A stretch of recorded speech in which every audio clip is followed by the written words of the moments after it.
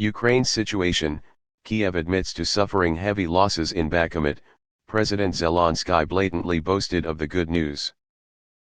On February 9, Ukrainian President Volodymyr Zelensky stated the reasons for Kiev's refusal to withdraw from Bakhmut, and talked about the possibility of receiving fighter aircraft aid.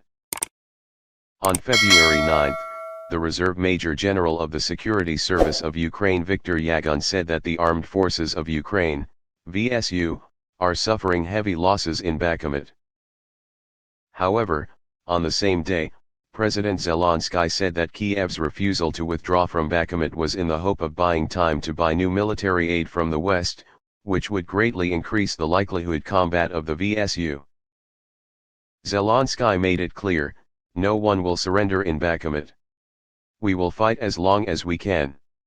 If the delivery of weapons is accelerated, in particular long-range weapons, we will not only not withdraw from Bakhmut, but will begin to liberate Donbas. In addition, according to the leader, Kiev military experts completely disagree with the Western conclusion that Bakhmut is a trivial strategic point. Currently, the town of Bakhmut is the scene of fierce fighting, as Russia also steps up its offensive to fight this strategic area.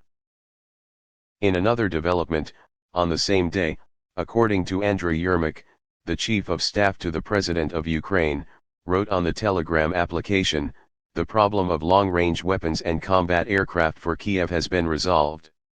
We'll update the information. Details later." The above information was given in the previous context, within the framework of a visit to Brussels, Belgium, to attend the extraordinary summit of the European Union, EU.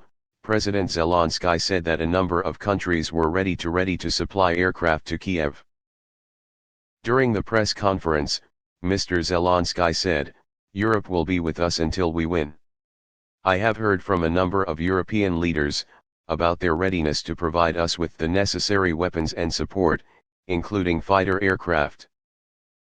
It is impossible to imagine a free Europe without a free Ukraine," the Ukrainian leader said.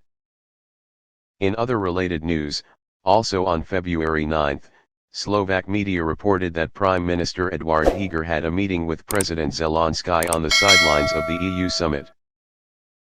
Zelensky asked Slovakia to supply MiG-29 fighter jets after the announcement summed up the current situation in Ukraine, including that Russian forces are expected to launch a stronger offensive in the coming weeks. "Mr. Zelensky asked us for help," he said. "He asked about the MiG-29. I replied that we would discuss the matter and the public would be informed of the results."